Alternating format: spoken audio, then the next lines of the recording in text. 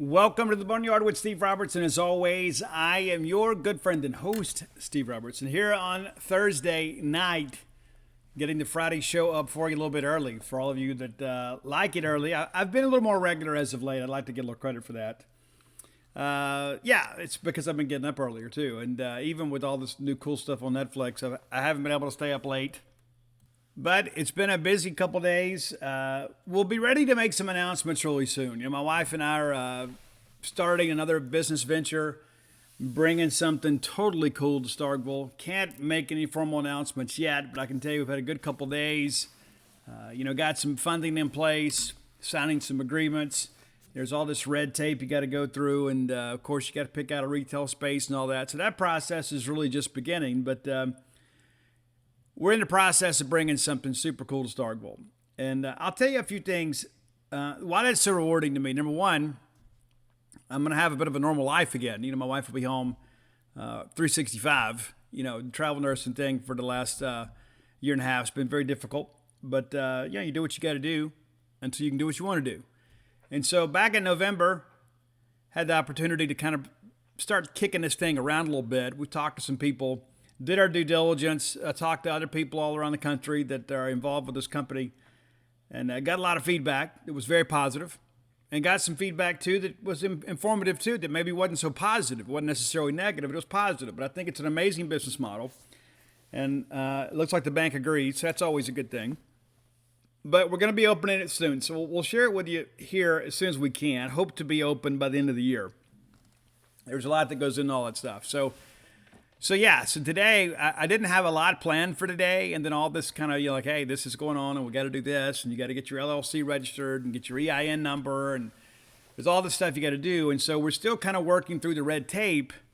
And then here in a couple of weeks, about 3 weeks, we supposed to head to California. So again, more information on that as we get a little bit closer. And I'm a road warrior. So I'm not opposed to driving across the country. And it's like people say, Steve, it's so much more convenient to fly. Number one, I hate flying.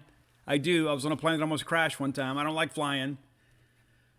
But number two, when else will I get a chance to do that? I've driven to California before. And sometimes I like getting on the road and cranking up some tunes, working on some top 10 lists for all of you. Just kind of enjoy taking the scenery in this great country of ours. Going to be on the road a lot here the next several days, too. We'll leave in the morning, go to Auburn. I've got a lunch deal over there tomorrow. And supposedly get a chance to see some of the facilities while I'm over there. That'll be cool. And then we'll take on Auburn in baseball. We get right back Sunday night. We'll spend Monday here, record a Monday show. And then Tuesday, we got to head down to Pearl, take on the Ole Miss Rebels again in baseball. Come back home. We got a Wednesday show to record. And then we hit the road that afternoon for Knoxville. Thursday night, we play the University of Tennessee. So Friday morning, I will record your show, and then we'll go play them again Friday and Saturday. Then we're back home for a bit. So a lot of windshield time ahead for your good friend and host, but we'll make the most of it. Me and Ruby, that's my traveling companion, my Mustang. And, in the beginning, I wasn't real crazy about getting a new car. She's probably the first new car I got in my life I wasn't excited about. But now that I've had her for a while, she's reliable, got all the buzzers and whistles, and it's been a blast. So I don't mind getting out and riding a little bit. I got it too anyway, right? I mean, I'm a busy guy. I'm always on the road. But the reality of it is that, there comes a time in life when you got to make some important decisions, right? I mean, it's like you can say, okay, hey, what we're doing now is good, but what if it could be great? And that's kind of where I think we are. It's like, hey, what we're doing is good, but what if we did this? What if we owned another business? Of course, we own jeanspage.com, and that's been extremely successful over the years. I give Gene a lot of credit for building a very solid business. We're having a record year. I mean, in the time that I've taken over, I think we've had 5 out of 6 record months. So we're doing great, and I want to thank you guys for that. I don't have a new book on the market this year, but we're talking about writing one later this year, probably knock it out this summer. We'll see. We'll see. I don't want to make any firm commitments on that, but I got a lot going on. But I think to myself, too, what would make our life better as a family, And Ian's going to be going to Mississippi State next year, so we're going to be empty nesters, and which would mean I would be an empty nester, most of the time by my lonesome, and I don't do well by my lonesome. So nevertheless, this is what we decided to do. So I'll have more information for you soon. There have been so many people that have reached out and asked and offered their support. It's been tremendous. But one of the cool things about it, and Dane and I spoke about this at length yesterday when we got our approval. It's like, it's not just the fact that it's going to make our lives better. It's going to make people in Starkville's lives better. And it makes me feel even prouder about, hey, this is my home, right? But not only do we live here and we consume here, right? And we recreate here and things of that nature, we're going to be contributing a lot more here. We're really putting some roots down here. It's not just buying a home, raising my kids here in town. We're going to do something to help the community of Starkville. And so I'm excited about it, and I look forward to sharing more details with you. And again, if I have to end up driving to California, I can't knock that out in one day. I probably could. Me and some coffee and maybe a Monster or two. I could probably knock it out. Maybe listen to the entire Whitesnake catalog on the road or something like that. Knock out some Dateline podcasts. But, the way I look at it, too, is even if we fly out there, we got to rent a car and all that kind of stuff. And so, I don't know. It's therapeutic for me. Driving is therapeutic. Some people say, Steve, I don't know how you do it. Well, it's really all I've known, man, for much of my adult life. Is being on the road a lot. And so we spend a lot of money on tires in this family and oil changes and things like that. I know when I was going back and forth to New Mexico, I was getting my oil change once a month. But, that's the deal. And so this is what I feel like we need to do, not just for us, but for the betterment of our community. And so excited about it. I hate to be cryptic about it, but once we pay that franchise fee and everything else and get the go-ahead from the company, give a thumbs up on that. We'll start marketing, and I'll share with you guys too. And of course, the new company will be a sponsor of this show. And I hope that we have many of you Boneyard listeners coming to hang with us. So there you go. But I can promise you this: it's not a new Mexican restaurant. It's not a new barbecue place. It's not a payday lending store or anything like that. Not a liquor store. It's something really cool. Not that I have anything against those type of businesses, but the last thing we need in Stark was another Mexican restaurant. And listen, I ate it. Let's see, I ate at 3 of them in the last 2 weeks, 3 different ones. So I frequent those places a lot. I won't name them because we have a advertising agreement with Bulldog Burger Company, so I don't like to promote other eateries on the show. But I eat other places than Bulldog Burger Company, right? But speaking of Bulldog Burger Company, that's where you need to eat today. If you're in Starkville, Tupelo, or the greater Jackson area, you need to go by and eat at Bulldog Burger Company today. You owe it to yourself. It's Friday. Treat yourself to the delicacies of the great restaurant quality hamburger. It's amazing. And I told you, I'm really high on this new Mississippi barbecue burger. And I noticed, too, one of my Facebook friends made a post and said, hey, one of my friends from Kentucky, Chris and Eli, said, hey, we went down to Bulldog Burger Company. It's everything Steve Robertson said it is. And I had the Mississippi barbecue burger. I didn't even tell him to do that. But I'm telling you, if you haven't been in a while, or maybe you have been and you haven't tried that, you owe it to yourself to have that Mississippi barbecue burger. I've also had the pulled pork grilled cheese. And I'm a bit of a pulled pork grilled cheese connoisseur, but there's something about the sauce in the new Bulldog Burger Company pulled pork grilled cheese, to me, it really sets it apart. So go by and check those things out. Have those pork belly and chorizo nachos. I've had that too. I'm really a spring rolls guy. Like when I had the grilled cheese, I had the spring rolls. And then I had those nachos over the weekend. And so I was there a couple days last week. You need to be there too. Get the chocolate shake to go. I got the Nutella shake to go the last time I was there. And so it's not just one of these things, guys, where this is some paid promotion. I'm a raving fan of Bulldog Burger Company, and you should be too. 3 great locations to serve you: University Drive in Star Vegas, Gloucester Street there in Tupelo, Lake Harbor Drive in the Ridge and Flowwood area. Bulldog Burger Company, the place where people go to meet, M-E-A-T. All right, let's take a quick look at the Auburn Tigers. It has been an interesting year. It is basically the same year we're having, except we've won one more series than they have. Right? That's how it's all shaken out. They're 21-15-1 because they had that tie with USC. They're 5-10 in the conference. They've won 1 game in a row. We've won 2. And so we are very, very similar in many respects. And I don't know if you saw earlier today, I'm going to look up the young lady's name because I want to give her credit. A lot of times I'll dig up some obscure type statistics, and people will just kind of take them. And, they're there for anybody, right? I mean, they really are. So you can't get too butthurt about that. But when somebody goes and puts in the work to put a number out there, I want to give them credit as best we can. That's just, it's the right thing to do. Maybe you disagree. But it's Aria Gershon, she covers Vanderbilt. Had a chance to meet her at the SEC tournament, of course, out at Omaha. But she took the time to put this together. At the halfway point of SEC play, she put every SEC baseball team's pitching staff by strikeout rate, walk rate, and strikeout to walk ratio in conference games. Now, we've been somewhat better in conference games, not to be confused with good. But some interesting numbers here. Strikeout per 9 innings. Your number one team in the RPI, Kentucky, is at the bottom, 7.67. They're pitching to contact. Georgia, who picked up a big win tonight, we'll talk about that later, 8.26. Arkansas, 8.48. Vandy, 8.63. Auburn, 8.65. So they're striking out just under 9 a game. So basically 1 an inning. Ole Miss just over 1 an inning at 9.14. Alabama, 9.18. Missouri, 9.44. You're thinking, surely he's going to get to Mississippi State. Yeah, eventually. Texas A&M, 9.64. South Carolina, 9.67. And then there's your Bulldogs, 4th in the league in strikeouts per 9 inning at 10.08. Tennessee, Florida, and LSU are ahead. Of course, LSU riding the strength of Paul Skeens, who's been an absolute phenomenon this year. But there you go, just over 10 Ks per game for Bulldog pitchers. Now, the walks, on the other hand, a little bit different. We still have some issues with the walks. I think we all see that. I mean, it's not all of a sudden like it's some type of rocket science, right? You didn't need somebody to work this out for you. So we'll start at the top and work our way down. Walks per 9 inning, Vanderbilt just under 3 at 2.94. Then there's Tennessee, Alabama, South Carolina. Arkansas is the last one under 4. Ole Miss at 4.6.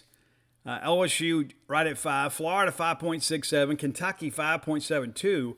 Georgia 5.83. A&M just over 6. Missouri 1/100th of a point better or worse. And then there's your Bulldogs, 13th in the league at 6.5. Last place in the league is Auburn. Just over 7 walks per game, 7.39. So it's like you think, hey, we got to go throw strikes. They do too. That's a big part of it. They have to throw strikes too. And so it's not as simple as, it's not just up to us, right? All right, so here's your strikeout to walk ratio. Tennessee is the best. They strike out a bunch, they don't walk many. Just over 3. We talk about on the show 3-to-1 ratio, and it's a little different nowadays because the game has changed some. But if you're getting 3-to-1, you're doing great. Well, Tennessee is basically the only one getting 3-to-1. Vanderbilt just under that at 2.93-to-1. Then there's South Carolina, Alabama's at 2.5, LSU 2.28. There's Arkansas, Ole Miss just under 2, Florida just under 2, and of course Florida's an elite pitching staff. The bullpen's been a little bit of an adventure. A&M 1.6, Missouri 1.56, and then there's your Bulldogs, 1.54. So we're getting 1.5 strikeouts in relation for every walk. Then there's Kentucky, and then there's Auburn. Auburn 1.16, so they're basically walking as many as they strike out. I thought that was, number one, thanks to Aria for putting that together, but also, two, I think that's interesting considering how evenly matched Mississippi State and Auburn are, and that we kind of suffer from the same affliction. So whoever goes out there and pounds his own is probably going to win this game. And I think offensively, State is better. So I'm going to tell you now, yes, I expect State to win the series. I don't think it's a sweep. I would love for it to be a sweep, as you would. It would really change the complexion of a lot of things. Give us a little more margin for error. But when you've got two teams, usually if the two teams are evenly situated, you take the home team. But when you look at what State's done offensively compared to Auburn in conference play, the edge goes to the Bulldogs. Not to mention State's playing with a lot more momentum here as of late. All right, let's look at the season that Auburn's had. They open up the year with a big series win over Indiana, 2-1. And then the Sunday game, they got absolutely shelled, 11-2. The midweek win over North Alabama. They host USC at Plainston Park. They win the first 2 games, and they tie the last one. And they give up a dozen runs in that one. So, again, Sunday pitching, That's the thing. Butch and them just haven't been able to stretch it to Sunday, and Sunday turns into a church league softball game. They get Florida A&M in 7 on March 1st. They sweep Lipscomb. Good Sunday pitching that day, but on Saturday they win an absolute wild affair, 12-11. They get UAB in the midweek and then Jacksonville State. They then lose 2 out of 3 to Southeastern Louisiana. They win 7-1, they lose 8-3, lose 8-7. And again, there you go. Sunday pitching again, or Game 3 pitching, because this was a doubleheader, leaves a lot to be desired. They get Georgia Tech in a midweek game, and then they get swept by Arkansas. Arkansas, not an elite offensive team this year. They're very scrappy. They always will be with Dave Van Horn. And you look at Arkansas, still a top 5 team. I'm not in any way talking trash about Arkansas, but they're not as offensive as they have been. And it's kind of amazing to see where Arkansas is, to be quite honest with you, considering the injuries they've had on the pitching staff and the fact they lost so much offensively last year. I mean, just losing Robert Moore, for one. What a spark plug he was. Arkansas is just kind of methodically going through this and leading the SEC West and not really doing anything great except for playing baseball, right? But they sweep Auburn in Fayetteville, and they get on Game 3 5-0. So not a huge offensive weekend, but the Auburn Tigers score 5 runs in 3 games against Arkansas. They bounce back and get South Alabama, and nearly lost that game. That was down in Montgomery. That's a 6-5 win. They then win their lone SEC series of the year, one swing away from losing that one. That's a Thursday, Friday, Saturday deal. They win 7-6 and 11 on Thursday. They win Friday 6-3, and then we get to Game 3 again. Georgia wins 24-7. Again, having trouble covering 27 innings. And in this situation, 29. They get North Alabama again 14-1. We probably need to cancel that game. They go to Florida, and they absolutely shell Friday night pitching to Florida. They win 10-1. Then they get the favor returned to them in spades on Saturday, 12-5. And again, Game 3, Florida wins 17-8. Woof. We've been there. Then on Tuesday, they lose to UAB in Birmingham at Regions Field. I wish we'd have played there. They then go on they host A&M, They lose the Friday game, 9-5. They bounce back to win. That's a Thursday game, pardon me. They win Game 2, 10-9. And then again, Game 3. What do you think happened? Another blowout loss, 12-6. They then lose in Atlanta to Georgia Tech in 10. And last weekend, of course, they take on Alabama in Tuscaloosa. They win Game 1, 8-4, and then lose the next 2, 4-2, 6-1. And again, offensively, just not scoring a lot of runs. At least not in SEC play. They did 10-run rule Sanford on Tuesday, 13-3. So again, you start thinking, your game, if we can get a split Friday, Saturday, Sunday almost seems like a given, right? I mean, you hate to look at it that way, but the reality is they just do not have depth on the pitching mound. Nor do we. And that's one of the reasons you look at this and you begin to think, we're not going to have a lot of opportunities like this the rest of the year. We got to go take advantage of Auburn. And, Butch is going to have a great game plan. That's what he does. Butch, one of the prides of Mississippi, a great friend of Mississippi State. We love Butch. We're happy for Butch. Happy to see what he's done there. And I think now that John Cohen's there, he'll probably get better funding for baseball. That's one of the things, too, I learned when I was down there, I guess, in 19 or 21, is they had built some shed out there behind the outfield wall. I mean, it's a shed. Like to park the gator and put like their yard tools and things like that. I mean, stuff you don't want to get wet. It's stuff that you don't want walking off. And Butch had to go raise his own money for it. I mean, come on, Auburn. That won't be the case now that John's there, right? I mean, now that John Cohen's there, if they need something, he'll make sure they get it or he'll go help raise the money for it. But Butch had to go raise his own money for it. That's what I was told. I mean, I didn't have all the details correct, but the fact that we can't even pay for a shed, I mean, give me a break, man. Either you're committed to baseball or you're not. I do love Plainsman Park, even though it looks a bit unfinished to me. When they first built it, it was kind of the big retro thing, kind of like in the Camden vein of Camden Yards. Super cool. I mean, it really is. And I love the configuration of the outfield. It makes it different. That's one of the things I don't like about Alabama. And I really don't like the LSU for kind of the same reasons, even though LSU is basically a glorified softball stadium. is Alabama just basically has the semicircle outfield. You just have that crescent out there. At Auburn, you've got different configuration out there. And so it gives you a home field advantage because you got to know how to play the park. It's just different.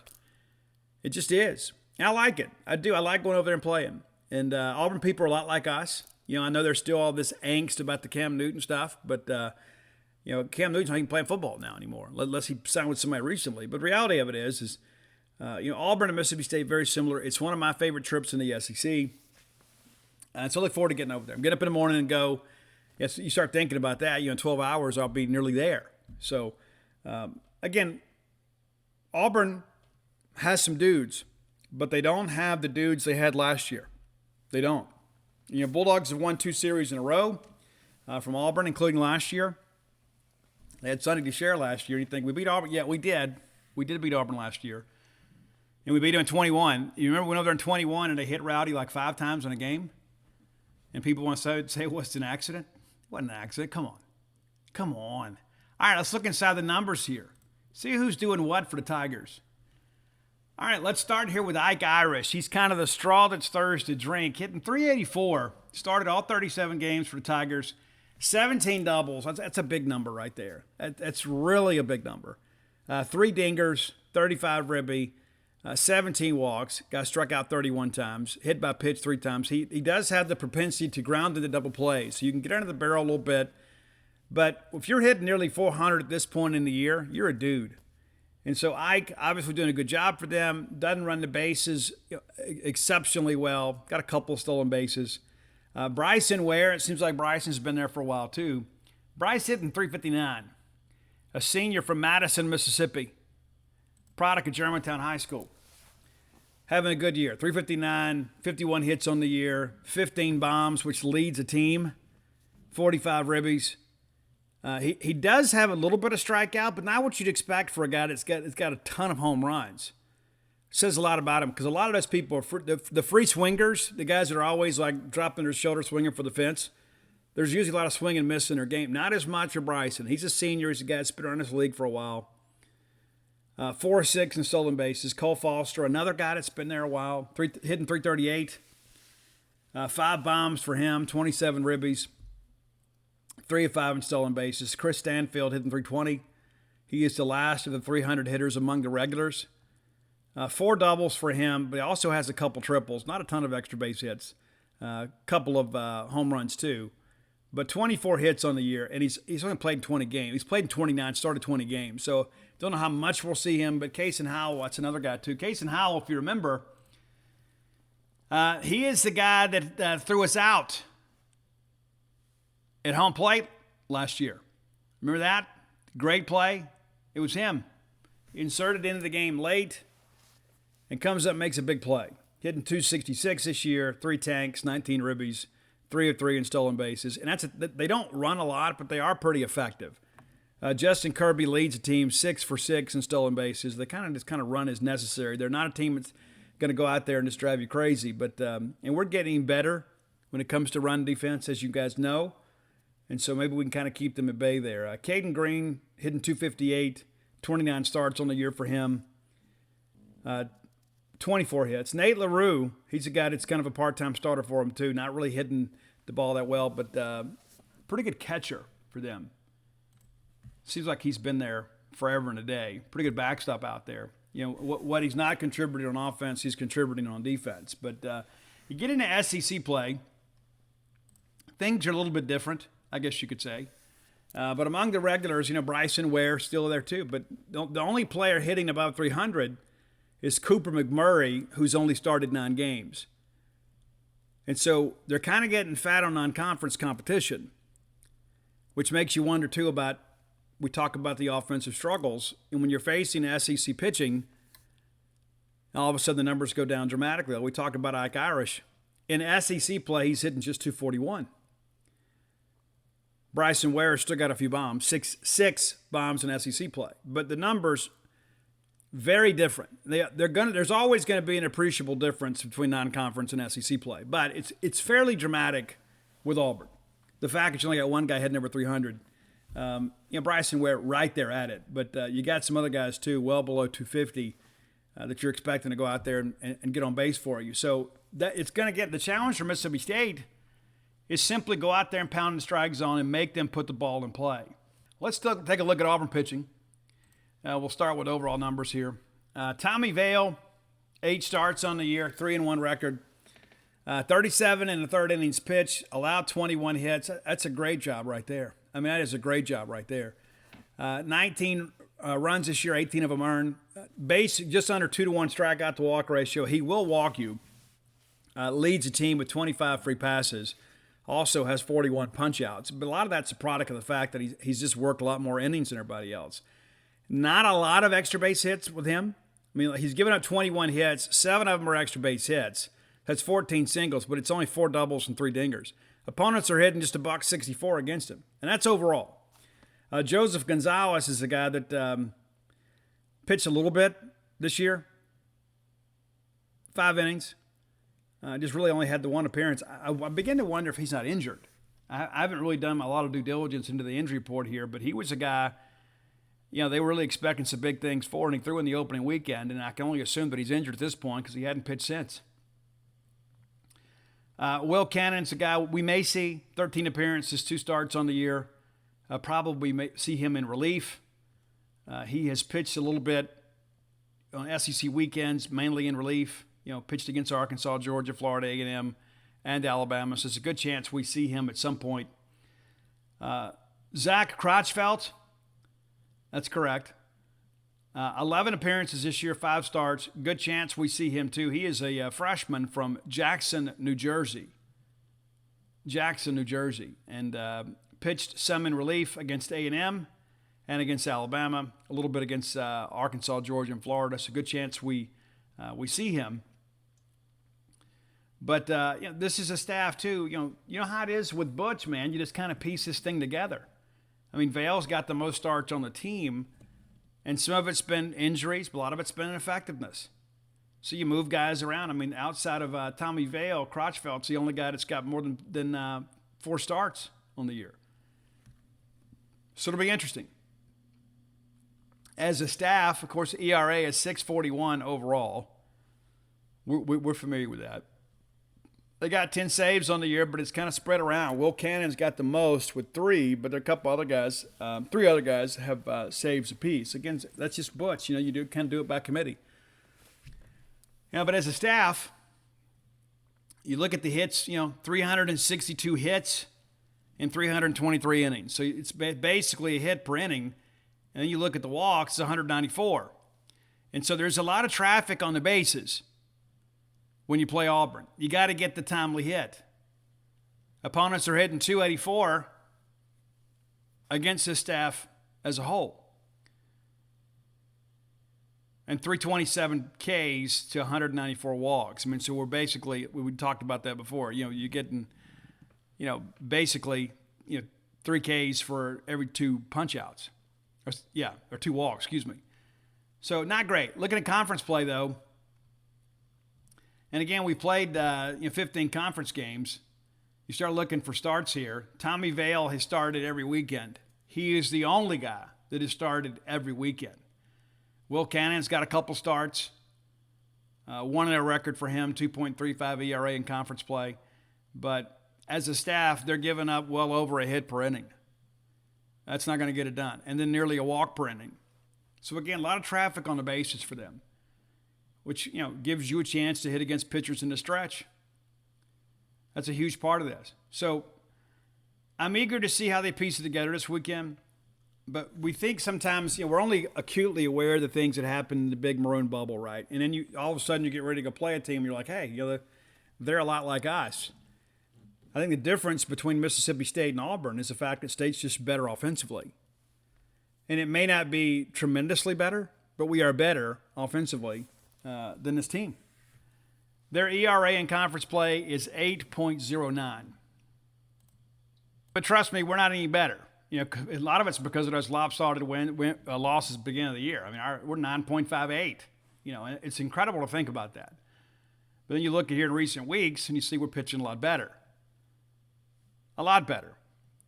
And I think that's a big part of this too, is you start thinking about too, Colby Holcomb going to start this weekend on game 2. So what does that mean for Landon Garbman? I'm told that Landon is not expected to pitch this weekend. It's not expected to be serious or anything long term. And that's one of the things that I will give Lamonis and Foxhall a lot of credit for. And you also hear it from the baseball parents. The first sign of trouble, we shut him down. We do. The first time there's a guy that's got a little tenderness or something he didn't feel right, we shut him down. And we turn him over to the medical staff. And so I'm just told Landon is not expected to be out long. Don't expect him to pitch this weekend, which allows Holcomb to slide into the Saturday spot, which makes you wonder, though, what happens, who comes in after Cade? You probably would like to extend Cade a little bit longer this week. I mean, obviously he's building his stamina back up, and he was really good last weekend. But you start thinking about that, how do you manage it? Well, I think when you think about the fact that Sunday pitching for Auburn has been such an adventure, you get Cade Smith out of there with a lead, you bring in Nate. And you get that dub, right? And then you get into Saturday, and hopefully Holcomb can give you 6, maybe 7. Then you turn it over to maybe KC or Nixon, and you get the dub. That's how you manage it if you're me. Listen, I get it. I mean, you can't keep going out there and throwing the same half dozen guys and expect to win every weekend. We got to do what we got to do. But Colby has certainly been much better in SEC play as of late. You look at what he's done just in the last couple ball games. I mean, my goodness. He goes 3 innings against Ole Miss, allows 1 run. He goes 3 against Alabama, gives up a couple. South Carolina, he goes 4. Vanderbilt, he goes 3 and a third. But this is a former starter. This is not a guy that has been, closing or long relief his whole life. But if he can go out there and get you 5 or 6, and maybe that gets you to KC, or perhaps it gets you to Brock Tapper, maybe it gets you to Evan Sierra, you can kind of figure it out. But, as soon as we get Cade out of the ballgame, if we have a lead, I'm going to Nate. I'm bringing Nate in with a lead, and I'm going to feel good about that. And, we'll see what happens. We've got some arms that are unavailable. Some guys, and a lot of it's just general soreness. It's not, a lot of things you need to worry about. But the reality of it is this time of year, that's just kind of prevalent within the conference. Hitting numbers for us, we talk about as a team, we're heading 269 as a team in conference. And looking back at Auburn's numbers, they're heading 237. They've got 19 home runs in conference. Your Bulldogs have 28. We got 77 runs driven in.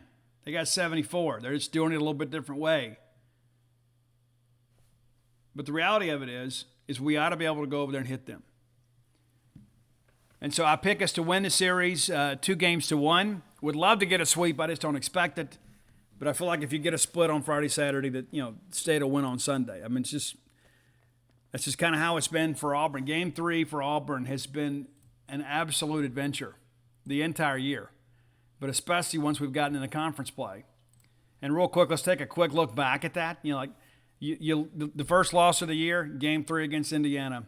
You tie USC, Game 3. You squeak by Lipscomb, Game 3. You lose Southeastern. So what do you want? What, 1, 2, and 1 now in Game 3s? Then you get swept. You lose to Arkansas. It's another loss. You lose to Georgia, Game 3. Lose to Florida, Game 3. Lose to A&M in Game 3. Lose to Alabama in Game 3. You see what I'm saying here? So we should win Game 3. That's why I think it makes it so important to be very judicious in how you use Nate. You get Nate to secure that Friday win for you. It sets the weekend up really well for you. And I think Cade's a guy that is rounded back into form. I think we can kind of feel good about the direction of things with Cade Smith. But, yeah, like everybody else, I worry. I worry about arms this time of year, and everybody should. That's one of the reasons, we're going to the 10-run rule things. We're not eating up as many innings, and the guys aren't having to stress as much or having to extend guys as long. But the reality of it is, as long as guys are throwing baseballs hard overhand, there's always going to be the risk of injury. All right, time for today's Top 10 list. As always, brought to you by closewithblair.com. That's C-L-O-S-E with Blair, B-L-A-I-R.com. Blair is a mortgage professional. If you need to get anything done when it comes to your mortgage, whether it be a second mortgage, a HELOC, refinancing, getting a mortgage, maybe you're moving, Maybe you're not exactly sure who to work with. Blair is your guy. Blair's my friend, been my friend a long time. Owns a place here in Starkville. Multiple season ticket holder. Mississippi State. He's a Bulldog through and through. Reach out to him at closewithblair.com. That's C-L-O-S-E with Blair, B-L-A-I-R.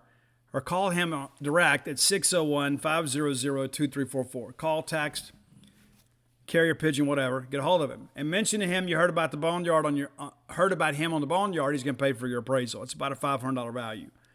And again, that's closewithblair.com. 22 years of experience and back-to-back years of top 1% close ratio in the country. I mean, you can't do better than the best.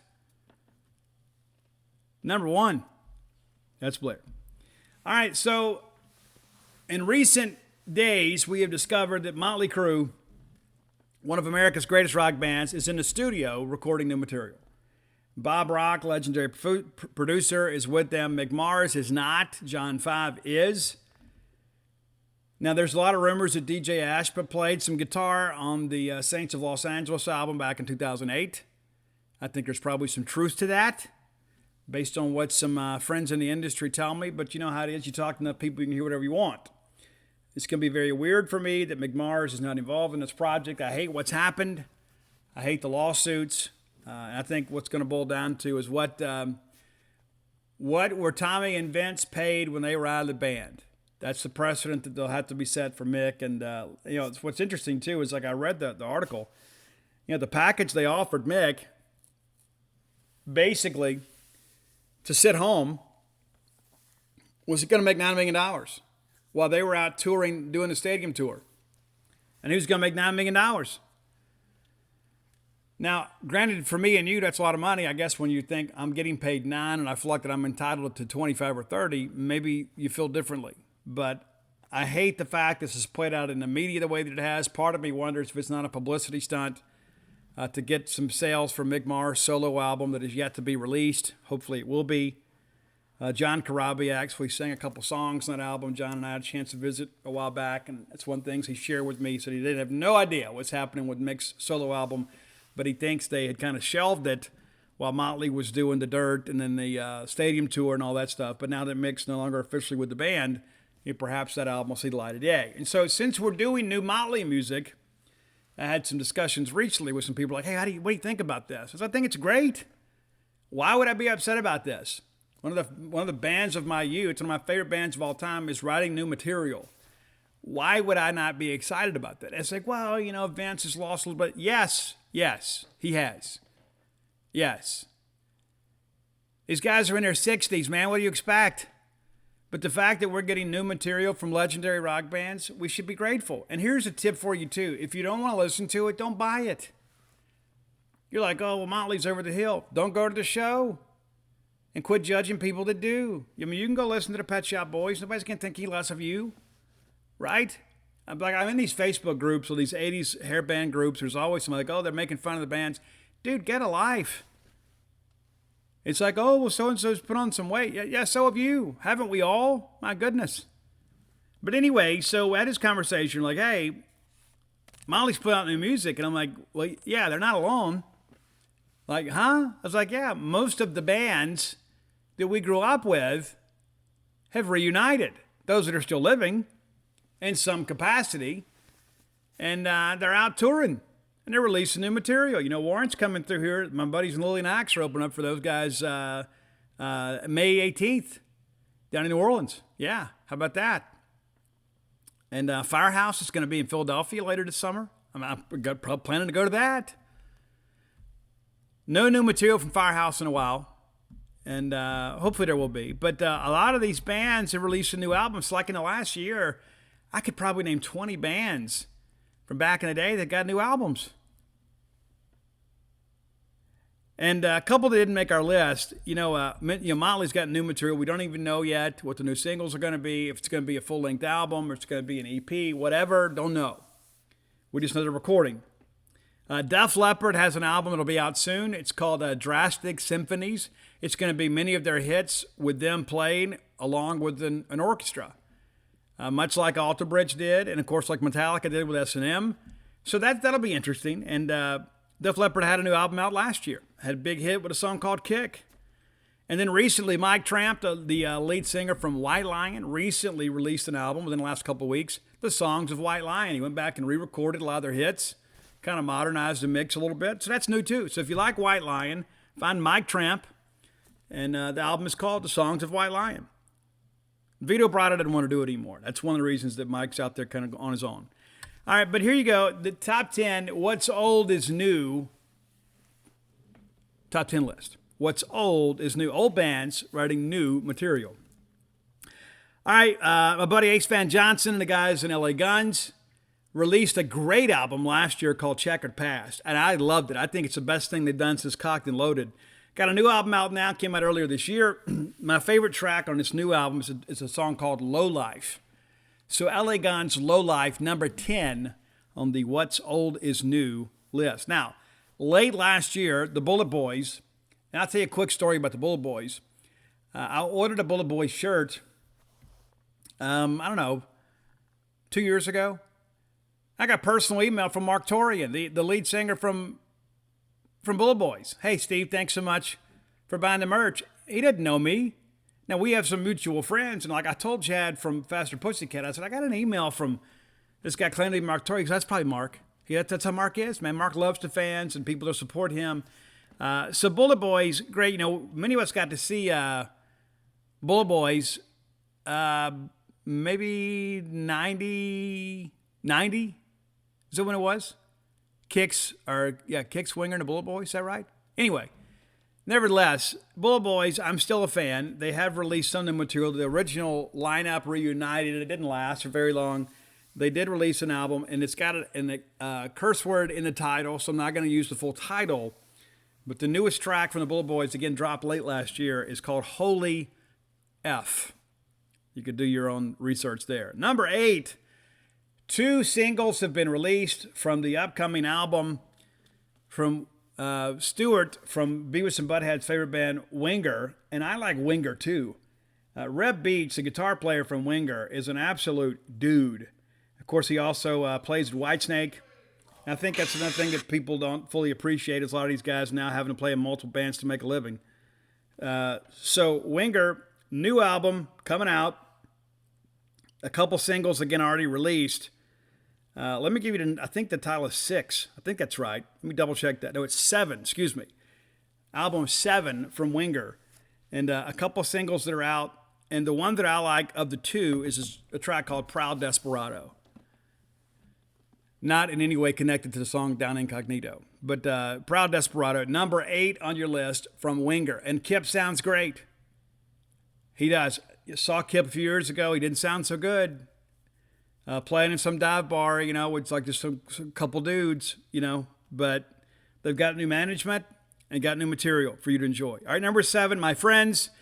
I would be remiss if I didn't mention them. And Steve Blaze, my buddy from Lillian Axe, are actually in the middle of getting ready for the next album. You know, last year we had them come play in Starkville. It's an amazing night. Their album From Womb to Tomb dropped, and as soon as it dropped, Steve already had some other material he's working for. So a new album is expected. They have signed with a new management group, have a new record label. Things are really happening for Lillian. You know, they're opening for Warrant. Going to do some dates with some other bands. I think they're going to be on the cruise this year.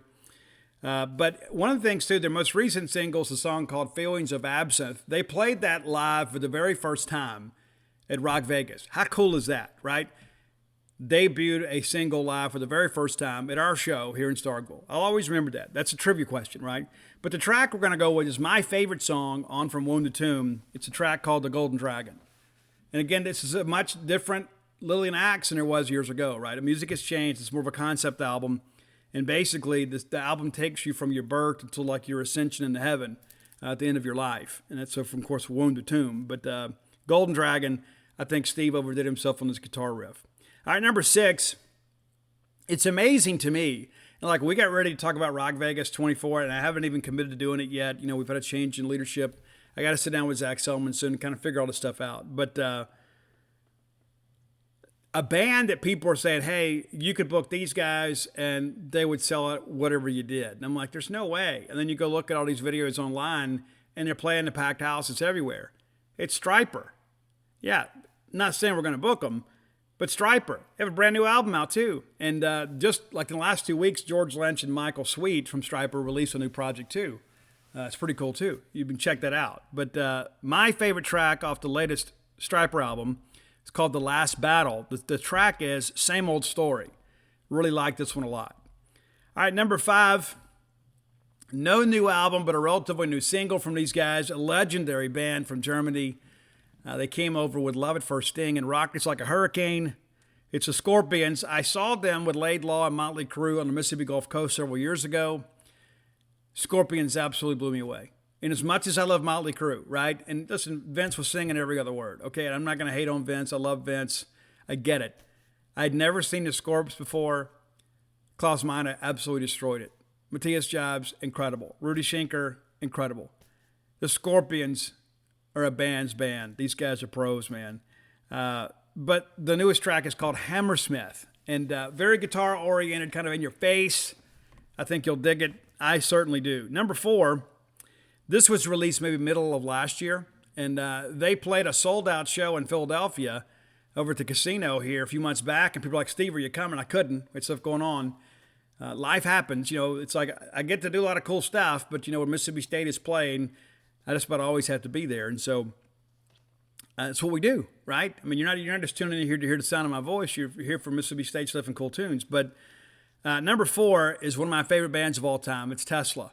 They kind of got unfairly lumped into the hair metal catalog, and they're not. It's a straight-ahead rock and roll band. They were never hair metal, ever. And I think in many respects, I don't like the term hair metal, even though a lot of people had big hair back then. There were some good bands that were kind of unfairly maligned because of that labeling, and people wouldn't work with them again. But Tesla has kind of stood the test of time. A track called Time to Rock. And if you go back and listen to their latest album, there's so many good tracks on that one too. All right, number 3, one of my favorites. One of the rock stars I've never met that I'd love to meet. Seen him in show many, many times. It's Whitesnake. Dave and I have interacted some on Twitter. I haven't been able to pull off the meet and greet yet. But Whitesnake's Can You Hear the Wind Blow? That's your number 3 track today. And it's vintage Whitesnake. It sounds, if you like the 87 album, if you like Slip of the Tongue, if you like Slide It In, this is in the same vein. And, of course, David doesn't have the big pipes he had back then, but he still sounds really good. Dave's a blues singer, and Dave's been doing this forever, man. I mean, people forget, man. He was in Deep Purple. Whitesnake, number 3. Number 2, and this album is just about to drop. Kind of came out of nowhere for me, and I'll be honest with you. I heard the song for the first time, and I was like, holy smokes, who is this? It's Extreme. Yeah, that's right. Extreme. You didn't know they were back together, did you? We thought Nuno Betancourt was never going to work with Gary Sharon again. Wrong. Extreme is back. Brand new album coming out. A track called Rise. It'll definitely get your blood pumping there, too. A couple singles already released. You can go ahead and pre-download the album. I think you're going to dig it. Nuno Betancourt, one of the great guitar players of our generation. They just haven't released any new material for a long time.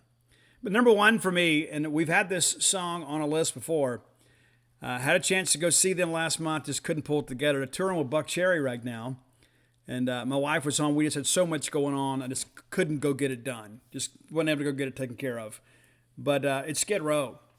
The new album, The Gang's All Here, is amazing. It is the best album since Slave to the Grind, and that includes Subhuman Race. And Sebastian Bach sang on Subhuman Race. I think the guys just simply ran out of songs.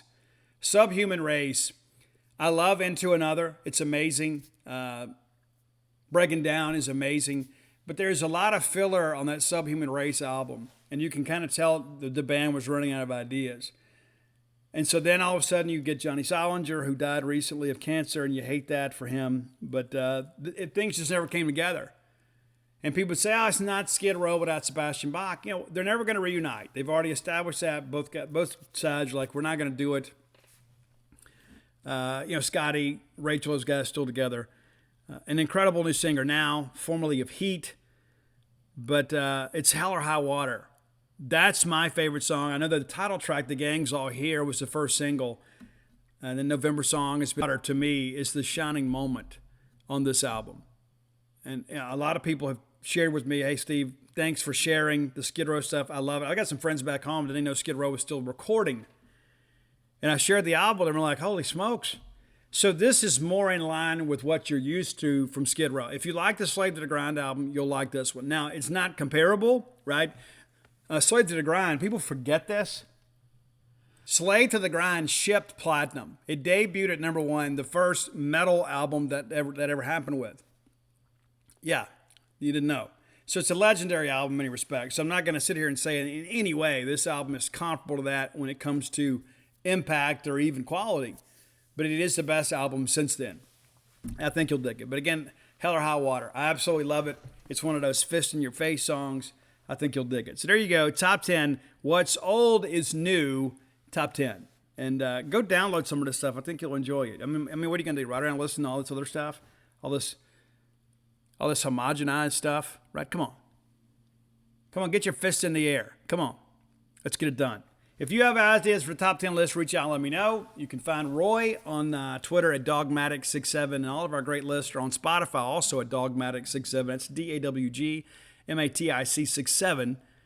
And I'm on all forms of social media at Scout Steve R. We get a lot of requests, and it's like sometimes we'll go a week and we'll get anything. Like the next week we get like 12. Got some we're kind of sorting through and kind of figuring out. And sometimes too, Roy does the Lord's work. Roy keeps all this stuff together. And he's like, hey, we've already done this. We've never done this.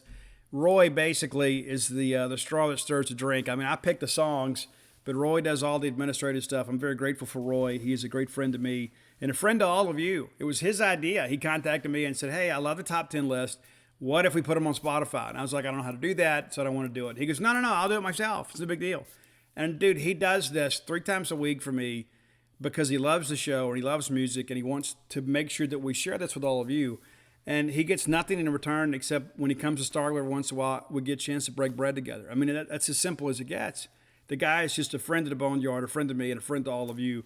I'm very grateful for Roy. And if you love Roy and you love his contributions, give him a follow on Twitter. He won't inundate your timeline with like pictures of his food or like cat videos and things like that. I mean, he's not going to do that. So, but anyway, thanks as always, Roy, for what you do to make the Boneyard family a better part of our lives. All right, next segment of the show is always brought to you by Campus Bookmart, a Starkvillian institution. I love Campus Bookmart. You should too. You probably already know about their fine selection of Mississippi State merchandise. Very easy to find on the backside of campus. On your way to the ball game, make sure you swing by and pick up some new Mississippi State merch. If you can't make it to town to see their smiling faces, visit them on the World Wide Web at campusbookmart.net. And by being a loyal Boneyard listener, you get a phrase that pays. That is BSR, which stands for Beautiful Steve Robertson. That gets you free shipping on all orders over $75. Any order less than $75, absolutely incomplete. A lot of baseball jerseys to choose from there, too. I think we have them all, maybe with one exception. But be sure and check that out today, campusbookmart.net. All right, let's take a look around the Southeastern Conference. A pretty interesting night in the league tonight. Watched Arkansas and Georgia in its entirety. You know, just trying to look up on Arkansas. And again, Arkansas is not great. They're good. They're tough. They're not great, though. It's like start thinking, hey, we ought to be able to get a game from them. Maybe we get 2. You know, we'll see. Georgia wins game 1 tonight, and it all got started pretty early. I don't know if you watched this game. Perhaps you did. Arkansas gets out to a 2-0 lead, and you think, all right, here they go. The Razorbacks are going to just run through Georgia. You know, it was a big series win when Georgia beat Kentucky. Bit of a surprise there. But you thought, hey, this is going to be the same old Georgia. Arkansas puts up 2, and then Georgia answers with 5 in the third. That was nearly all they needed. They added a run in the fourth to push ahead 6-2, and then pitching-wise, when you have what Georgia has, and you've got Scott Strickland there, you would think a full-run lead is safe. Well, it was, but there was still some drama. Arkansas gets 1 in the 6th, and then they have a chance there in the 8th. Pretty crazy. You think it only happens to us. It doesn't. They bring in the left-handed reliever. He walks the first guy on 4 pitches. He hits the next guy, then gives up a single. Run scores. They bring in another reliever. He hits a guy. Bases are loaded, and then strikes out the side, and Arkansas leaves them loaded. And really, that was their last best chance, but they did get the tying run on base in the 9th. Scored 1. Diggs doubles, and interesting, he had a chance to tag and take third on the second out and didn't do it, which I thought was rather interesting. But he didn't advance, and he's a great hitter, man, hitting 358. But the reality of it is this boiled down to that big inning early in the ballgame. And then Georgia makes it stand up, and that Leighton Finley kid is phenomenal, absolutely phenomenal. The Caldwell kid comes in and doesn't get an out. And that's after Smith goes 4 and Wagner goes 3. And so you get to the 8th inning, you think we're cruising. The next thing you know, you're in trouble. But Caldwell, 8.74 ERA on the year. But Finley, some big-time stuff there. They bring in the side armor. Radin's late. He gets the save. Nice, efficient work for him.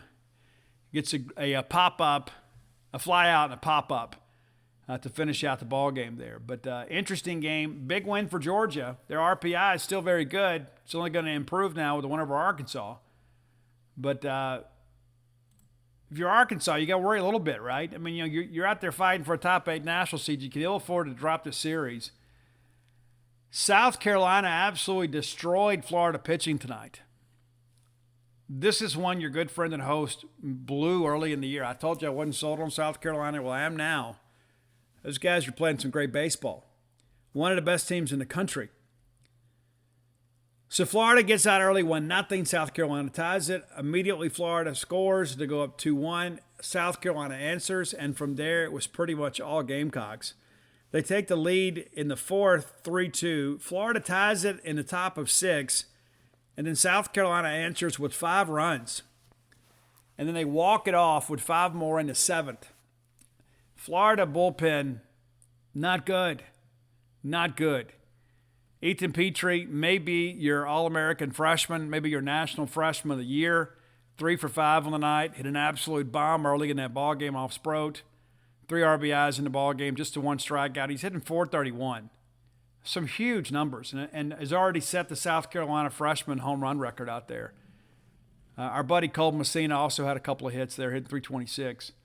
But Sproat takes the loss, 5 2/3 innings pitched, 4 hits, 4 runs, 8 Ks, 3 walks, allows the 1 home run there. And Sanders goes 6, and it was kind of a wild night too. He was a little bit erratic, kind of effectively wild there. 10 Ks, 3 walks, gives up a couple of earned runs. And then Hicks comes in and finishes the thing up. It's not a safe situation there, but huge early win. Florida's ranked 3rd in the country, South Carolina 6th. This is one of those things you look at. This is a huge series in the SEC East pecking order. Let's take a look at tomorrow's action. Obviously, Georgia and South Carolina looking to take these series. I'd love to be in South Carolina's shoes. Those guys have a lot of pieces. All right, Vanderbilt opens up a series at Tennessee. Now, we will be in Knoxville next weekend. That is a Thursday, Friday, Saturday series for us. But they will get underway tomorrow. Vanderbilt at Tennessee, and we discussed it at length on the show this week. Tennessee is really struggling. And the last thing a struggling team needs is a team like Vanderbilt that's got a bit of an axe to grind with Tennessee. Because, Tennessee kind of supplanted Vanderbilt as the SEC East team of choice. And Vanderbilt playing exceptionally well. Give Tim Corbin and the crew a lot of credit. They've really bounced back this year. They're a force. They really are. And a big series win over South Carolina. Texas A&M is at Kentucky. I like Kentucky to take this series, perhaps 2-1. And I keep saying this, and I feel like at times this has become a Nick Mingione Kentucky fan podcast. But when you look at what these guys have done with a 10-5 record, 4 more wins, they're in the tournament. And you got 4 weekends to get it done. They should pick up at least 2 this weekend. And, A&M kind of right there, quietly in the middle of things in the West, but, nothing really loud with them. Of course, Mississippi State's at Auburn. I like us to take a series 2-1. Alabama's at Missouri. Missouri is a difficult team to figure out. They're just not winning a whole lot. Alabama, of course, big series win last weekend over Auburn. I believe it's their first SEC series win of the year. I think that's right. But they'll be at Missouri, and Missouri has been a little tougher at home.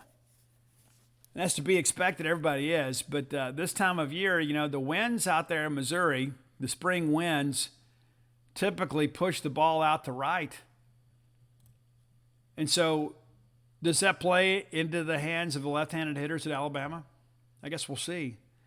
But it's been crazy. They sweep Tennessee to open SEC play, then get swept by South Carolina, swept by Kentucky. They take one in the middle against Vanderbilt, and really we're not in that game on Saturday. They lose 2 out of 3 to A&M, but win on Sunday, and they'll get Alabama this weekend. So it'll be interesting. Alabama's an intriguing team too. We talk about they've made a habit of winning one on weekends. You go back to them losing that series against Columbia, the final non-conference season of the non-conference schedule, and they lose 2 out of 3 to Florida, lose 2 out of 3 to Kentucky, lose 2 out of 3 to Arkansas, lose 2 out of 3 to us. They finally get a series win last weekend against Auburn. And really those games between those two teams were competitive except for the Sunday game. And Alabama wins that 6-1. Auburn just couldn't mount any offense. But I like Alabama in this series. I just don't think Missouri has what it takes. Well, big series too, LSU at Ole Miss.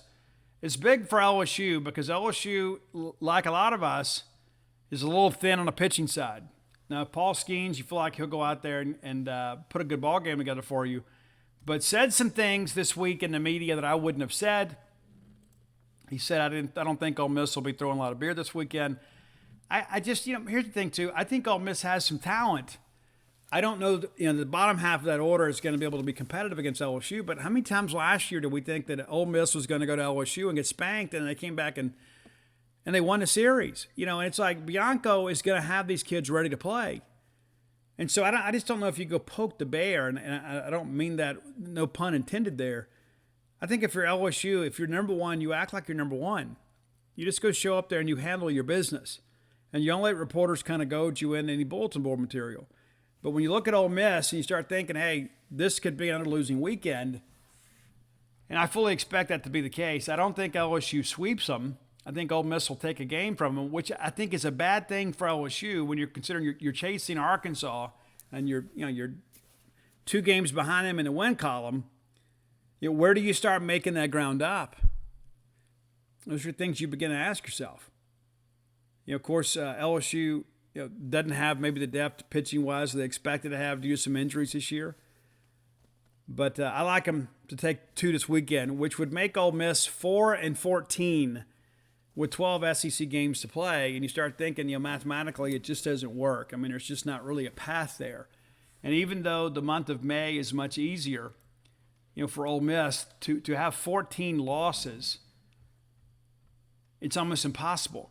We talked about before, hey, teams with 12 have gotten in with a high RPI. I mean, do you think Ole Miss can sweep these remaining series? I mean, you get Georgia coming in. Georgia can pitch it. They got a few dudes with some juice. Then you got to go to Missouri. You go to Auburn. You go to Alabama, and you start thinking, okay, well, we can at least get a game. Well, the game's not going to get you anywhere.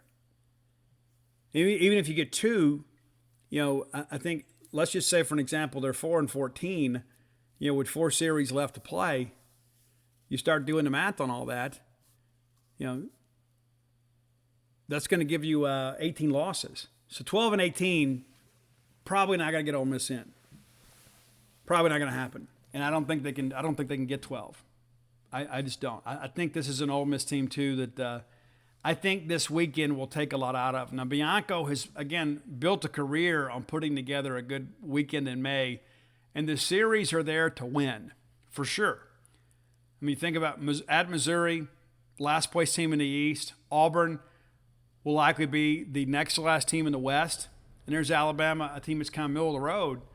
And so, again, the schedule lightens up for Ole Miss, but is the hole too big to dig yourself out of? I suspect that it is.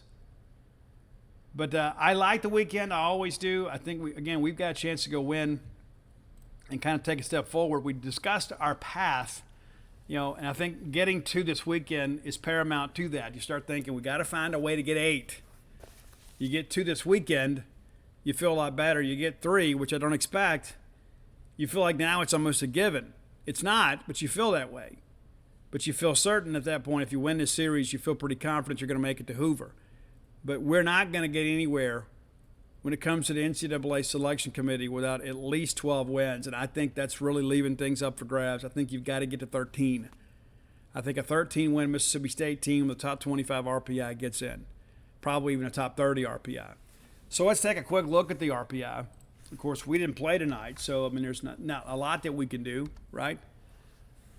But hopefully some teams around us help us a little bit. The bottom line is we got to win games.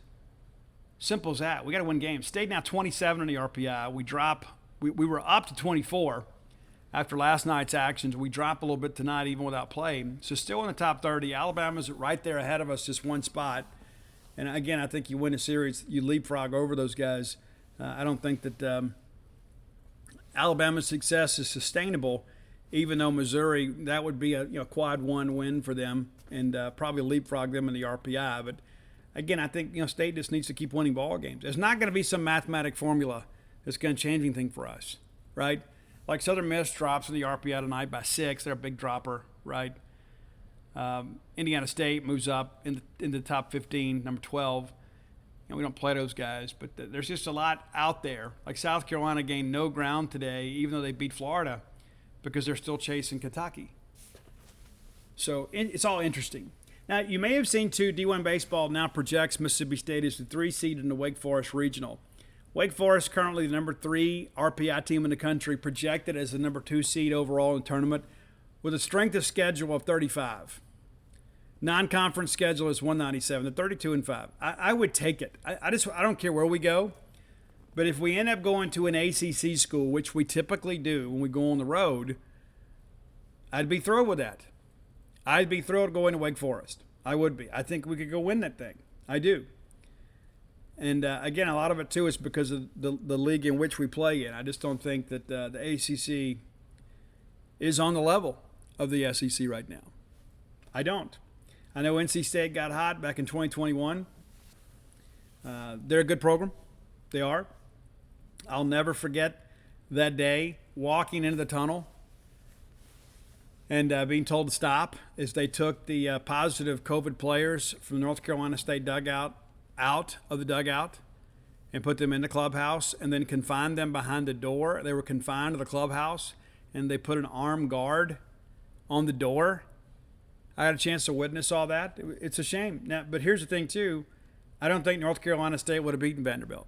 And the reason we were all rooting for North Carolina State is we felt that was the easier path for us. But I think poetically we needed to play Vanderbilt. But NC State, a good program, but I would not be upset about having to go play there either. And maybe that's what we should do. Maybe we should go play NC State. And maybe we can settle that once and for all, even though it's not the same teams. But you understand my point. But, the thing about it is we have talked on this show about, yes, there now is a path because we put together 2 winning weekends in conference play. There's a place for us to continue, but you got to win this weekend. We're not going to get it on a reputation. Everybody knows this. We're going to have to go play ball games. And if I had to call it today, I say we probably win on Friday and then win on Sunday. You win on Friday and you find a way to win on Saturday. I think if you don't have tickets for Auburn, you need to come because we're going to need you there. And a lot of people are buying tickets. And it reminds me, too, somebody made a comment, too, on Twitter. And obviously they're a listener of the show. Told me to get off my high horse or my pedestal or whatever. Listen, I'm not going to do that. And they said, well, hey, I can go buy tickets directly behind the bench at Auburn. Sure you can. Do you think that they are selling out at Auburn? Do you think that they have a waiting list to buy tickets in the chairbacks at Auburn? No, they don't. I checked with our ticket office. We have over 1,100 names on the waiting list about chairbacks at Mississippi State. Now, some of those people already have chairbacks and want to add more. You have other people that have never had chairbacks and they're trying to get in line to get them. And so let's just say, off the top of our hand, let's just say that the average people want to get between 2 and 4. That's between 2,500 and 3,000. Guys, we have 4,200 chairbacks. That's what we have, 4,200. and we could nearly sell it out again. So it's not the same thing. You're like, yeah, well, I can go on StubHub and buy a ticket behind the bench, behind the home plate at Auburn. It is not even close to being the same thing. We have to take care of our people. The demand for baseball tickets at Mississippi State is much greater than it is at Auburn or Alabama. I don't know the situation at Arkansas. I know they have a really nice stadium there. It's not on the level of ours, but it's really nice. I know a lot of people love the Hog Pen out there, which is kind of like the little brother of Left Field Lounge. But they love their baseball out there. And I suspect that there's some Arkansas fans there that'd love to get chairbacks there too. And so there's a demand there. And so we're not talking apples to apples here. And I didn't want to get involved in some back and forth on Twitter. I wanted to kind of explain myself on the show. And one of the things, too, that I found, and I don't know this gentleman or this person's situation at all, so no way am I judging them. I just don't agree with their opinion. I wanted to kind of expound on mine because I don't think we're talking, apples to apples situation. But one of the things that I found, and years ago, and my buddy Milo Nelson and I used to buy tickets together for football. We sat on a 50-yard line, 20 rows up behind the Mississippi State bench. It was incredible. I loved it. Ani and I got to watch a lot of great games there, and I'm very appreciative of all the people, the Dawgs and people like that, all from Lawrence County that sat around us. And for 1 year there, every ball game, and I mean every ball game, I had rival fans sitting behind me. Now, we had to come up with some money to buy those tickets, and all the people around us had to make pretty sizable contributions to the Bulldog Club to buy those tickets. And then somebody else bought those tickets behind us. So 1 week it's Alabama fans, the next week it's LSU fans, the next week it's Auburn fans. And let me just say this, that's not fair to us. That's not fair to all those people that pay all the premium dollars to sit with Mississippi State people. If they wanted to go sit with rival fans, they'd buy tickets in those sections. And so it's like, oh, well, somebody bought them and give them to clients. Okay, well, what about the rest of us? I mean, are we not a community and a family here? And listen, I get it, the whole thing, we're not fans or family. One of the things, and I give Mr. Hardside credit, I can't remember his first name. His wife's name is Pam. Great Bulldogs, right? And I remember he gets up there and tells everybody, hey, listen, if there's one weekend you can't make it, you need to sell your tickets. Let's all trade numbers. And we'll take care of each other. Because we didn't want a bunch of rival fans. We didn't want LSU and Ole Miss people sitting around us. We just wanted to be able to cheer with our fans and our family. And so that's the thing I think about is like when you decide to just go sell your tickets to anybody, what are you doing to your neighbors? What are you doing to people that paid a lot of money for those tickets to you? Like, well, I bought them. I can do what I want to with them. Yeah, that's your right. It doesn't make it right. It doesn't make it a good thing. I have eaten more tickets than I've given away.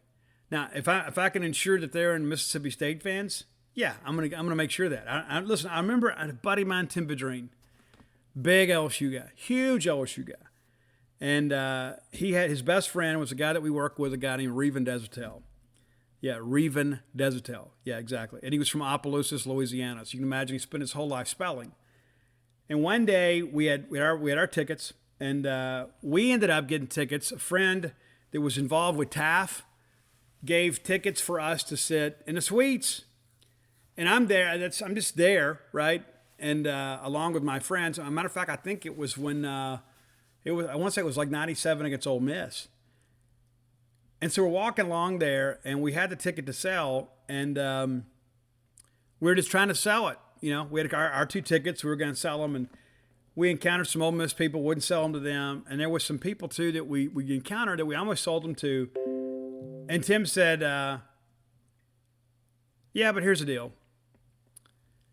I don't want Reven to have to sit by that guy. I just don't want Reven to have to sit by that guy. He said, I'll eat the tickets before I have some obnoxious guy go sit by my friend. And it made an impression on me. I said, you know what? That's the way it should be. I've got a responsibility to people that sit around me to ensure that they still have a good time.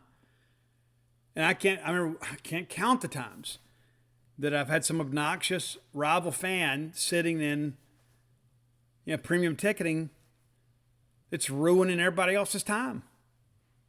We had it last weekend, with Ole Miss fans sitting behind our dugout. and giving some of our fans a business. And those tickets obviously came from Bulldog fans. And I'm just going to tell you, it's wrong. I mean, there's no amount of money to me. I go, okay, what am I going to do? Make 40, 50 bucks on these tickets? Just so you can have a bad time? Just so I can go put some people next to you that you don't want to sit with? I mean, you went and paid this extra money and you got on a waiting list and you increased your Bulldog Club donation because you love Mississippi State, and I'm just going to spit in your face and disrespect you and make you sit by Ole Miss fans? I mean, come on. That's just wrong. Now, I'm not going to spend a lot of time on this rant, but I will eat tickets before I sell them to rival fans. And I don't care what they cost me. I'm not going to do it. I'm not going to show up the next week at a ball game and be like, hey, man, who'd you sell your tickets to? Because I've heard those conversations countless times. Guys, I was in the club level sitting in front of Bailey Howell when we lost to Maine. And the only 4 Maine fans in the state of Mississippi on that day were sitting next to me and Bailey Howell. How does that happen? Now, they were well behaved. I give them credit. They weren't in there being obnoxious or anything. When they scored late, the guy just said, let's go Maine. I didn't like it, but I can hardly complain when he didn't make a peep the whole ball game, right? But how does that happen? It's like, oh, well, I'm just going to try to recoup my money on these tickets. Well, you've already spent the money. The money's already gone. It's not like you get billed week to week. I'm just encouraging you, man. I love all of you. I do. And I would never, ever, ever put you in a situation where your enjoyment at Davis Wade Stadium, Duty Noble Field, or Humphrey Coliseum, or News Park is diminished. And I get it. We don't have admission for News Park. You understand my point. I know how much you look forward to coming to Starkville and cheering for your Bulldogs. I would never be responsible for diminishing your time with your friends and family at a Mississippi State game. I just wouldn't do it. Maybe you feel differently. I will not back down from this. Absolutely not. And I'm going to have a meeting with some people here soon, and I'm going to express my concerns, and I'm going to say, hey, here's what I've seen. They may not do anything about it, but I'm going to be heard. And I'm going to go out there and say, hey, this should never happen. This should never happen. And if we find out this continues to happen, especially with the demand for grandstands, for chairbacks, again, we got 1,100 people waiting to buy chairbacks, multiple chairbacks. And so if we have people that are repeatedly and continuously selling their tickets to other fans, then I think you need to say, hey, listen, we're not going to sell you chairbacks this year. We're happy to sell you SRR tickets. We're not going to do it. We're not going to do it. It's not best for the program. It's not best for your fellow fans. We're just not going to do it because we can replace you tomorrow. We can fill your tickets tomorrow. We can call somebody else right here today and say, hey, it's your time to get chairbacks. How many do you want? It's a responsibility, man. There's a responsibility to the rest of the fan base and the people that sit around you to ensure that a good time is had by all. And it's like I remember being in club level for the Egg Bowl several years ago. And, the club level was great. I mean, it is. And you're walking around there, and there's Ole Miss fans in the club level being obnoxious, wearing their stuff. And then Diamond Club 2 years ago, there's Ole Miss fans down in the Diamond Club. Well, they didn't just get those tickets by accident. One of you sold them to them. And then people come to our message boards like, hey, I pay all this money not to have to sit with rival fans, and here we are. It's not fair. All right, let's wrap the show up now. Final segment with Portico. I've told you guys before, the reality of it is if you're moving to Starkville, you need to go and give Portico an opportunity. You need to go take a look around there. I think you're going to be very happy with what you see there. You can start with a real cool and cute little 2-bedroom, 2-bath home and go all the way up to a 4-bedroom, 4-bath home. Maybe it's a second home for you. Maybe you don't need the 4-bedroom home. You're like, hey, Steve, listen, we're going to be empty nesters. The kids are going to be out of the house. We're going to downsize and move to Starkville. We're going to retire up there. So that's the way to go, right? And so phase 1's completely sold out. So there's already a lot of neighbors around. Phase 2 is under development now. A lot of those homes are already sold. And there are some lots available too. So you can kind of pick and choose what you want. have a say in your house plans, pick out your lot. That's a cool thing to be able to do that. Get your house built the way you want it. If you want a custom build, they can help you with that. Reach out to my friend, your friend, Mississippi State friend, Brooks Bryan, a member of the 97-98 College World Series teams. You may not know this, but he robbed a home run against the University of Washington to send us to Omaha.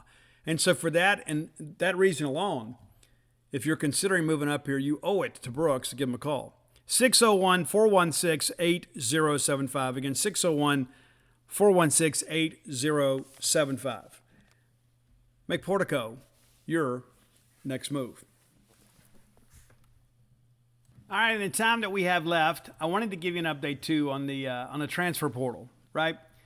So I told you guys back after signing day we would have a bit of a rash of these in the spring, and we have, and it's always disappointing. It is, but it's the reality of the life in which we live right now. Now I want to go back to February the 6th. Caleb Ducking went in the portal. Told you guys then he didn't have any eligibility left. It would require a waiver, and if a waiver would be granted, Mississippi State certainly would have wanted to retain him. I'm told, even sources in the SEC office, there's just no way in order for him to get another year of eligibility to remain at Mississippi State. And so based on what we're hearing, his college career is done. I know he went in the portal and everybody kind of freaked out. And to this day, he hasn't named a new school because I don't think that anybody can sign him. All right, William Hardrick went in the portal back on April the 15th. William Hardrick, you may recall, was a guy that was a very questionable take a couple of years ago. He was a guy actually who was going to be gray-shirted by Arkansas State, and we took him. And a lot of people scratched their heads. So it's no surprise that he's in the portal now. And wish him the best. He came in here. He played hard, did the best he could. He just simply wasn't good enough to get on the field. But coming here and hung in here for a while, and hopefully it's probably put him in a position now where he can land at a four-year school and complete his college education and get a degree and have a chance to get on the field. He wasn't going to play here. But we do appreciate his contributions to Mississippi State football, and he doesn't leave under any negative circumstances. He just wants to be able to play, and he's not going to be able to play here. Marquez Dortch, that's a big disappointment there. It really is. Marquez Dortch, of course, a guy that was a back and forth deal between State and Ole Miss for a long time. State gets him. Ole Miss tried to get back in the mix with him late. He sticks with State, and showed some flashes last year in practice. And didn't get on the field much. We expected this year to be a year for him to kind of break out a little bit. And we go through spring with a new staff, and now he's in the portal. And again, wish him the best. But what's interesting to me, too, is like I go back and look at these George County kids, right? Dylan Lawrence came in, and I think we got our scholarship money out of Dylan Lawrence. He was a backup safety and a special teams guy. The last guy we signed in that class. Got his degree, and now he's transferring. I don't know where he's going, but Dylan Lawrence ultimately doesn't finish his career at Mississippi State, right? We all saw it, right? And then there was MJ Daniels. You remember all the craziness with MJ Daniels, and of course there were some people. He was committed to Ole Miss. He flipped to Mississippi State, so that's where he always wanted to be. And he flips to Ole Miss on signing day, and there's all these shenanigans and stuff that went on with all that stuff. And then he never really gets on the field at Ole Miss. And he transfers. And now Marquez Dortch is transferred. And so I don't say that to say anything negative about George County, because they obviously play a pretty good brand of football down there. They're producing college players. But it's just interesting that the last three guys from that program that have done such a good job on the high school level ended up in the portal. And going back a couple of years, McKinley Jackson, who I thought was the best player in the state that year, he's had some issues, at Texas A&M. He hadn't got into the portal, but ended up being a team captain last year for them. So he's kind of hung in there, and I think he is going to live up to his potential. But there was talk early on that he may leave, and of course, again, he missed some time due to some off-the-field issues. But we'll head into this year as a senior and hopefully do well. But it's just interesting, that. You wonder what the common thread is because, the schools are different, right?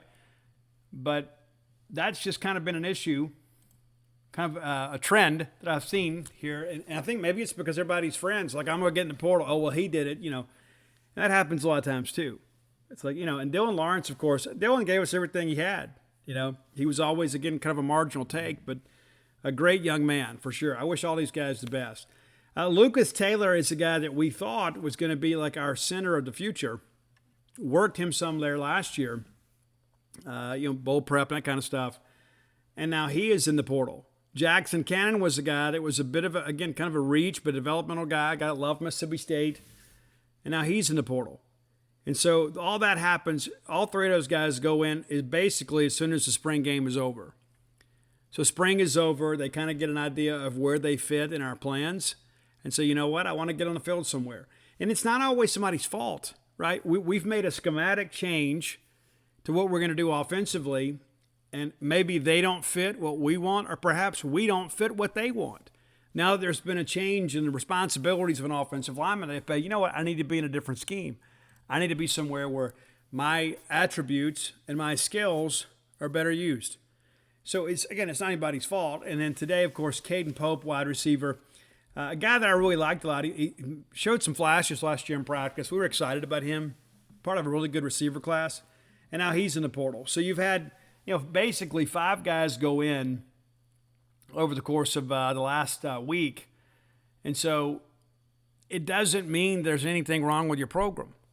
Now that the transfer portal window is open, you're going to have some of this. Now, of course, there is still the prohibition on transferring within the conference.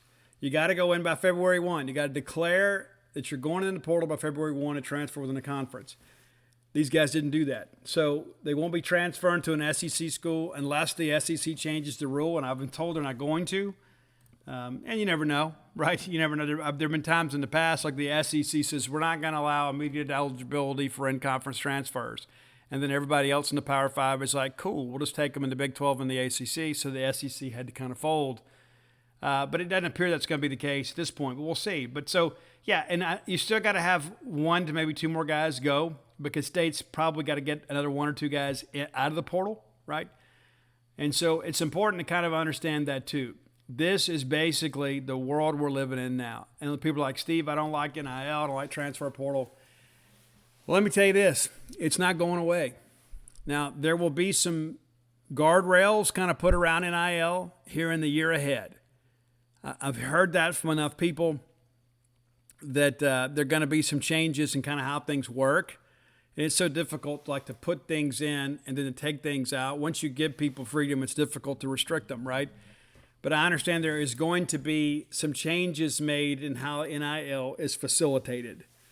And that needs to happen. We all agree the current model is not sustainable. It's just not. Now, the transfer portal, I think, can be a very good thing. And I think the fact that we put these windows in kind of gives your coaches the ability to coach guys and gals and say, hey, here's the deal. And if a young man or young lady is upset for a day, the moment can pass. In the past, it's like, well, screw this, I'm going to get in the portal. There are a lot of people out there, it's like that's their whole attitude. It's just, let's forget everything and run. And I think now with the windows, there's not this immediate, if you get your feelings hurt, there is a chance for some reconciliation. It's just, there was this knee-jerk reaction, like if somebody got cut or somebody got, dropped down a depth chart, well, I'll just go run and get in the portal. And once it's out there, and all of a sudden you start having all these new people, they're hitting you up. I mean, it's just like, like your ex-girlfriend, right? As soon as she changed her Facebook profile to single or whatever, or deleted your pictures off Instagram, all of a sudden their DMs filled up, right? And so that's just kind of how it works. It's like, I'm going to go get in the portal. And once it's out there, it's out there. And all these people's like, oh, we want you, we love you. And it's like, oh, well, it's got to be better than here. And so it's so difficult to bring them back once they get in the portal, because everybody's like, well, this will be better. I need a fresh start. So I like the fact that we have done some things to kind of curtail some of that. We got to really crack down on tampering. But be prepared at the end of every semester. After the fall and after the spring, you're going to see people hit the portal. You are. Now, it's a little different now. It's a little more structured and regulated now, because before you'd be in the middle of practice, right? And all of a sudden somebody's in the portal and you're having to deal with this never-ending news cycle. So that's changing. All right, listen, I'll be back on Monday. Of course, I told you it's going to be a busy couple of weeks. And be even busier after that. Got a lot going on between now and the end of May. But you're still going to get your 3 shows a week. And what you need to do, too, If you hadn't done so, go to dogpilebook.com. My sports books are there with the exception of Starkville ones. You'll have to buy those from your local bookstores. You can get Alpha Dogs, Dogpile, and Flim Flam from the website. It's dogpilebook.com. Bloomsville, Leander, of course, available through the local retailers here in Starkville, but also through Amazon.com, BarnesNoble.com, BooksMillion.com. I'm probably not going to renew that one. And so once this year is over, that'll be out of print. So I just don't think I'm going to renew that. I mean, we sold a bunch of books already. I just don't know if it's worth, the expense to keep it in print and renew it again. It's been out there. I think everybody that's bought this book has probably bought the book, right? I don't think there's going to be a big rush on books here on Bloomsville Leander. I was happy to have done it, proud to have done it, but probably not going to renew that for another year. So if you need to get it, you need to do it now. And Stark Villains gear always available at starkvillains.com. If you're not a member at genespage.com, what are you doing with your life? Come join our wonderful band of misfits over at genespage.com, the 247 Sports affiliate for Mississippi State. Until next time, let's all live our lives in a way we make more friends than enemies and people can see a difference in the way we live.